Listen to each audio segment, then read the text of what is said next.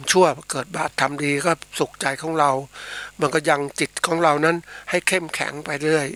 นะก็ฝากเป็นข้อคิดนะท่านผู้ฟังไว้วันนี้มาพูดถึงเรื่องของ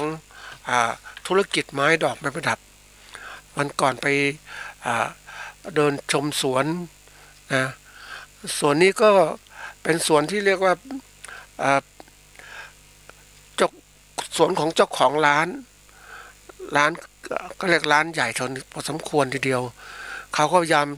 ตกแต่งสถานที่ไว้เพื่อให้ลูกค้านั้นได้มาจอดรถแล้วก็ชมความงามของต้นไม้งามผ่อนคลายนะเพราะว่าสิ่งเหล่านี้มันเริ่มจากจิตใจนี่แหละนะคนจะซื้อสินค้าได้จิตใจต้องดีต้องสบายอยากได้นู่นได้นี่นะโดยเฉพาะเรื่องของเพราะนั้นมันก็เริ่มจากสิ่งที่แวดล้อมที่เขามันทำให้ดูดีเวลาจอดรถนะดูต้นไม้ดูต้นไทรดูไม้ดอกไม้ประดับสวยมันร่มรื่นตาเพราะนั้นจะเดินเข้าร้านจะซื้อของอะไรต่างๆก็ดีขึ้นทีนี้ก็ได้ไปดูว่าการดูแลอย่างเนี้ยมันร้านคงไม่สามารถจะดูแลธุรกิจเหล่านี้ได้หรอกกิจกรรมเหล่านี้ได้เพราะว่าร้านต้องทำการค้าการขายจะมีคนมาทำเหรอนะก็ได้สนทนากันทำไมเขาทำได้สวยอย่างนี้เขาก็จ้างคนมาทำจ้างคนมาเนี่ยไม่ใช่ว่าเป็นคนงานประจำก็นะคือเขาบริหารธุรกิจอย่างชาญฉลาดนะเขาจะไม่รับ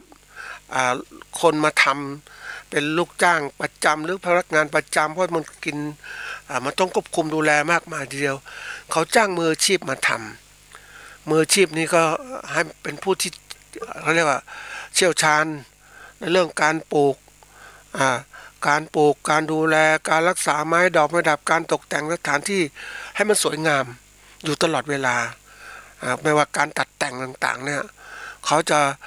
จ้างเหมาไปเลยนะทีนี้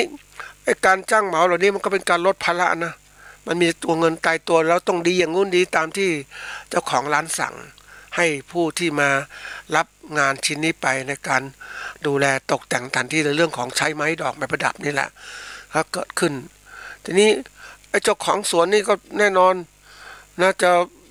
ดูแลเป็นตารางเวลาเพราะว่าเขาต้องรับงานต่างๆมากมายทีเดียวเขาก็ใช้เรียกว่าระบบบริหารจัดการคนงานแล้วจัดการเอาเทคโนโลยีต่างๆมาใช้ในการที่จะ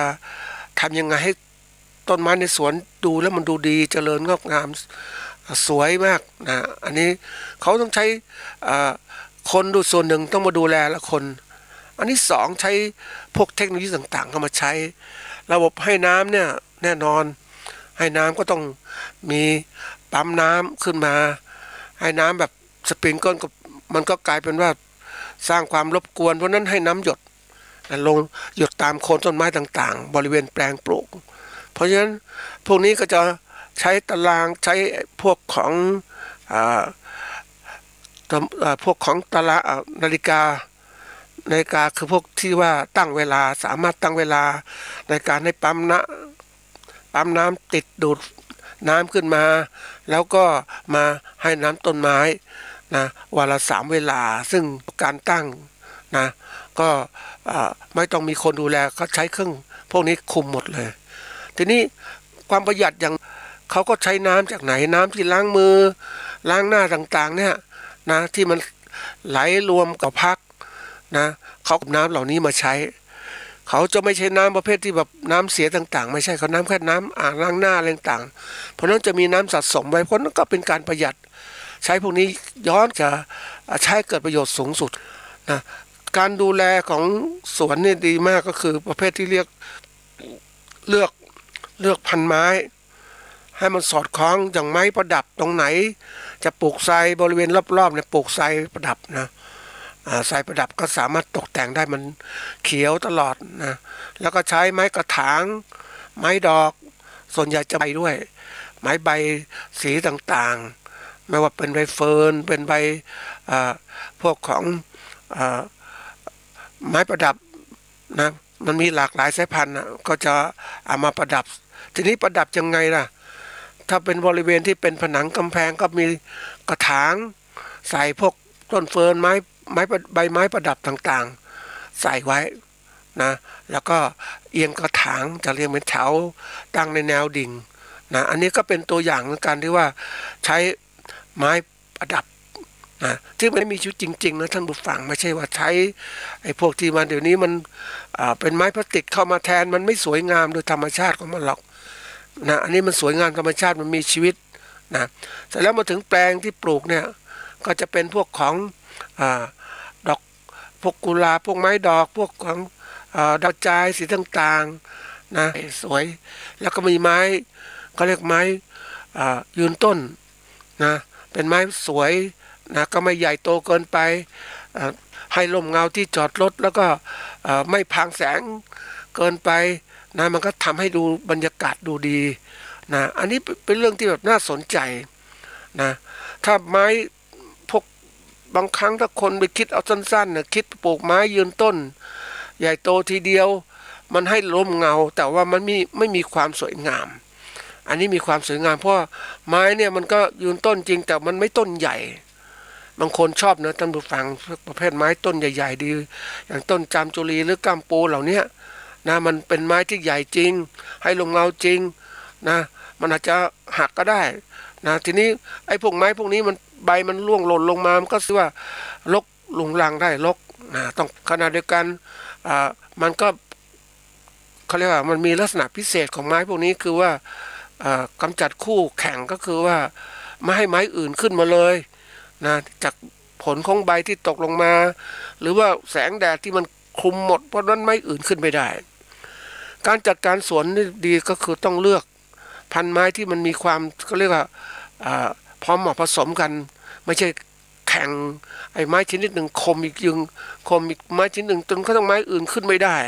อันนั้นก็เป็นอันตรายคือแม้มันเป็นอะไรลักษณะที่ว่าการไม้อื่นขึ้นความสมดุลเกิดขึ้นเลือกพันไม้ที่แบบว่าให้มันเกื้อกูลกันและกันไม่ใช่เขาเรียกข่มกันแย่งชิงกันจนกระทั่งไม้บางทีไม่พอก็จะพวกของดาวเรืองไอ้พวกนี้ก็มีการเปลี่ยนกันนะท่านผู้ฟังดาวเรืองพวกนี้บางทีบางคนก็บอกปลูกในกระถางได้ไหมมันก็ได้แต่ว่ามันรากมันไม่เจริญมันอยู่แค่นั้นมันเจริญเติบโตเพราะนั้นการลงดินคือมันความยั่งยืนของมันนะลงดินเนี่ยมันก็จะทำให้มันคงอาจจะน้ำทานอาหารมันมากกว่าในกระถางนะกระถางมันเล็กและการที่มีกระถางเนี่ยมันก็ทำให้สร้างความเรียกว่าไม่สวยไม่งามในการทำสวนนะถ้าสวนกระถางก็อย่างแต่นี่สวนไม่ใช่กระถางสวนที่แบบเป็นแปลงเพราะนั้นก็จะจัดให้เหมาะสมพันไม้พวกนี้ก็มีการเปลี่ยนนะจังหวะเวลาก็จะเปลี่ยนไปนะในการที่จะอันไหนโรยก็มาปลูกเอาใหม่แทนลงไปนะบางทีไปเห็นแปลงไม้ต่างๆท่านผู้ฟังก็คงเห็นที่เขาปลูกประดับกันต่างๆเนี่ย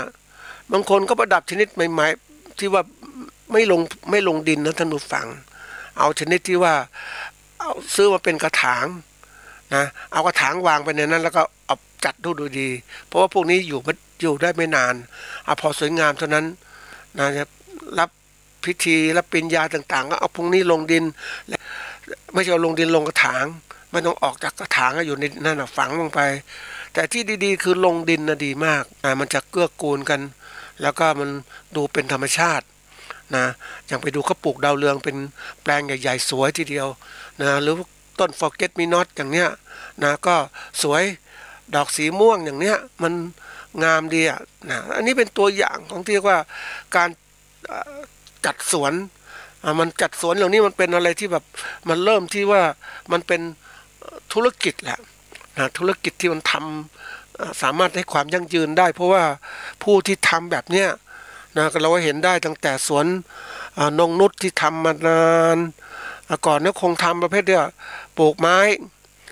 ไปจัดสวนต่างๆทางที่ต่างๆก็ต้องมีไม้ปลูกเพราะที่คนที่เขาเรียกว่าอันนั้นไม่สามารถจะทำทุกอย่างเลยก็จะต้องทำประเภทที่ว่าให้มืออาชีพเข้ามาทำเพราะว่าถ้าทำเองมันทำไม่ไหวหรอกเพราะไม่มีความรู้ไม่มีความชำนาญนานก็เพาะต้นไม้เคยไปดูก็เพาะต้นไม้หลากหลายชนิดต่างทั้งหมดเนี่ยปลูกลงพื้นที่เขาไว้ไม้ต้นใหญ่บางต้นก็ปลูกลงพื้นที่เขาไว้บางอย่างก็ปลูกลงสนามในนนเพาะชำต่างๆเนี่ยเพราะว่าอะไรเขามีกิจกรรมรับงาน จัดอีเวนต์ต่างๆก็ต้องมีไม้ไม้ดอกไม้ประดับตลอดมันในไม้ดอกไม้ไอ้พวกไม้พลาสติกมันสู้ไม่ได้อยู่แล้วมันเป็นธรรมชาติเขาจะทำแบบนี้ทีนี้การที่ทำอย่างนี้ได้เขามีจังหวะเวลาที่คอยหางานเขาอย่างน้อยต้องมีคนงานปลูกต้นแล้วเสร็จแล้วก็ถึงจังหวะเวลาที่เอาต้นไม้ไปนั้นจะมีเจ้าหน้าที่ที่เรียกว่าเป็นฝ่ายหางานแล้วที่เขาออกคนงานก็ไปประดับต่างๆเอาประดับก็จะมีแบบการออกแบบจัดสวนแบบไหนก็จะมีต่างๆทั้งหมดอันนี้คืออย่างที่สวนนงนุชก็ทำใหญ่โตทั้งที่สุดแล้วเขาก็เล่นไม้นี้ไม้ใหญ่มันเกิดขึ้นมาเนี่ยแน่นอนว่ารอจังหวะเวลาที่จะไปปลูกหรืออะไรต่างๆเพราะการรอจังหวะเวลาเนี่ยมันก็เลยทำให้บางครั้งงานยังไม่เคยต่างก็ทำให้เสียการที่ว่ามีปลูกไม้ดอกไม้ประดับเพื่อที่จะทำเป็นเลยให้คนท่องเที่ยวอย่างท่องเที่ยวเนี่ยเดี๋ยวนี้ยอมรับว่าสวนเอกชนเขา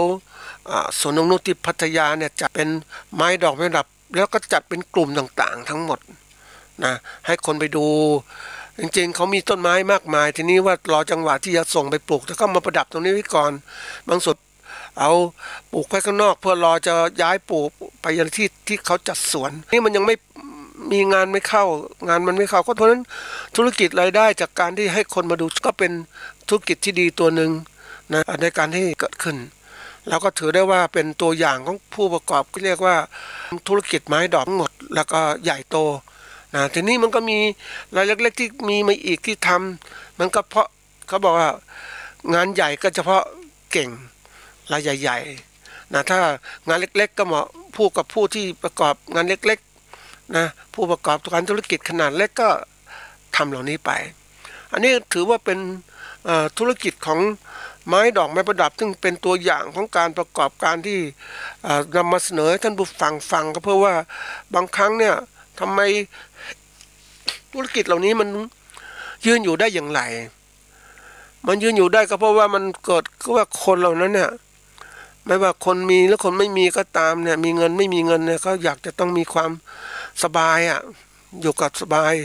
อยู่กับไม้ดอกไม้ประดับที่มันสวยงามสีเขียวมันให้ความชาติมันซื้อไม่ได้นะท่านผู้ฟังที่มันหลอกกันนี่บางทีคนไปดูเขาทำสวนหย่อมที่บ้านมีน้ำตกมีอะไรต่างมันไม่เหมือนของจริงท่านผู้ฟังมันแค่นั้นถึงก็เราดูโทรทัศน์ไปท่องเที่ยวต่างๆดูน้ำตกดูนี่มันไม่สัมผัสของจริงเมื่อไม่สัมผัสของจริงความรู้สึกมันก็แตกต่างกันเพราะนั้นถ้าเราอยากสัมผัสของจริงต้องปลูกแล้วพื้นที่มันใหญ่พอสมควรนะมันไม่ใหญ่มากก็พอที่ว่าเราจัดสวนหย่อมที่บ้านของเราก็ยังดีแม้จะมีน้ำดีมีเสียงมีอะไรต่างเดี๋ยวนี้ที่พัทยาก็ทำธุรกิจแบบนี้ก็ทำเป็นร้านอาหารให้คนมาพักผ่อนจริงๆจุดสำคัญก็คือว่าร้านอาหารที่เขาทำเป็นจุดสำคัญที่ทำให้คนมากินแล้วอยากจะมาแต่ทีนี้เขาสร้างสภาพแวดล้อมที่เหมาะสมที่มันดูดีมีต้นไม้มีแปลงต่างๆมีทางเดินไปดูไม้ประดับชนิดต่างๆมันอยู่กับธรรมชาติมันเย็นสบายอยู่ใกล้ๆลำน้ำมันดูดีไปหมดท่านผู้ฟังแล้วไม่พอนะยังมีน้ำตกอีกนะแล้วก็มีคนผู้กินอาหารก็สามารถกินอาหารในห้องแอร์ก็ได้กินอาหารนอกห้องแอร์มาอยู่ตามคนต้นไม้นะก็มีผู้ได้รับพนักงานมารับคำสั่งซื้ออาหารนะก็จะบริการเต็มที่แล้วก็มีเสียงดนตรีเบาๆหรือว่าเสียงธรรมชาติมีนกร้องมันบรรยากาศที่ดีที่มันกว้างพอสมควรนะก็ถือได้ว่าทำไมเดินไปชมเขาไปในสวนคือร้านอาหารเนี่ยจะไปกินอาหารเนี่ยก็ไปทำไมมันไกลจังเลยมันก็ไกลเพราะว่าที่เนี่ยถ้าที่อยู่ในชุมชนมันแพงเนาะอันนี้ที่อยู่นอกชุมชนในชนบทแต่ว่าทำสวนดีมากเพราะนั้นเวลาคนอยากจะกินอาหารด้วยดูธรรมชาติด้วยก็จะไปที่ร้านนี้สวยยอมรับว่าความคิดของผู้ประกอบการเนี่ยเขามองเห็นความเป็นธรรมชาติในการที่จะทำให้คนนั้นมีความสุขอยากกินอาหารดีๆกันเนี่ยก็เกิดขึ้นเพราะเกื้อกูลกันค่าลงทุนในการที่จะต้องดูแลสูงไม่สูงเพียงเขาก็บ้านของเขาเองเขาตกแต่งบ้านเองขณะเดียวกันก็ทำบ้านเป็นร้านอาหารด้วยอะไรด้วยมันก็ทำให้เกิดเขาเรียกคุ้มการลงทุน เนี่ยมันเป็นสิ่งที่ต้องพิจารณามันก็เป็นพิจารณาอีกอย่างหนึ่งนะว่าเราทำเองแต่เราทำเองไม่ขยายใหญ่แล้วสวยเหมือนคนอื่นก็ทำบางทีมันตายก็ต้องต้นสองต้นก็ไปซื้อมาแซมมันเรียกว่าความเกิดขึ้นแต่ในดูของจิตท่านผู้ฟังก็บอกว่าแนวคิดของคนเราเนี่ยนะในการทำอะไรแล้วแต่เนี่ยมันต้องเริ่มจากความที่แนวคิดของเราก่อนเนี่ยก็พูดเลี้ยงสัตว์แต่แนวคิดของที่เติบโตเป็นผู้ประกันก็เริ่มก่อธุรกิจโดยใช้เงินทุนของแหลกจากหนุนอื่นผู้ความสามารถที่ได้ศึกษาเรียนรู้มาใช้ในการบริหารจัดการโดยมุ่งหวังผลตอบกำไรและความเจริญเติบโตอย่างต่อเนื่องขณะเดียวกันก็พร้อมจะยอมรับนะปัญหาความเสี่ยงต่างๆที่เกิดขึ้นนะความเสียหายต่างๆที่เกิดขึ้นมันต้องคิดเผื่อไว้ว่าวันนี้คือการประกอบการต้องเป็นอย่างเนี้ยนะทีนี้ในการที่เรานั้นจะเรียกว่าเป็นทำเป็นผู้ประกอบการเราก็คิดว่ามันก็ทำเป็นธุรกิจนะธุรกิจก็คือเนี่ยความหมายตรงนี้ต้องบอกกิจคือการดำเนินกิจการที่เกี่ยวข้องกับการผลิตการจำหน่ายและการให้บริการโดยผู้ประกอบการนะมีวัตถุประสงค์เพื่อที่ในการแสวงกำไรและความเจริญโตอย่างต่อเนื่องของธุรกิจนั่นเองคือการประกอบการเรานี่แหละเพราะนั้นการคิดเนี่ยแตกต่างกันใช่ไหมจากเกษตรกรธรรมดาเป็นผู้ประกอบการและผู้ประกอบการธุรกิจนี่มันจะคิดลึกเข้าไปนะนี่การที่เราจะเป็นผู้ประกอบการตอนนี้เราต้องมีความคิดขึ้นในการที่เราจะมุ่งหวังที่จะทำโดยเฉพาะอย่างยิ่งนั้นแน่นอนว่าเรื่องของไม้ดอกประดับเนี่ยมันเป็นเรื่องที่ว่าข้าวไม้ดอกประดับท่านฟังก็คงจะรู้นะว่าเป็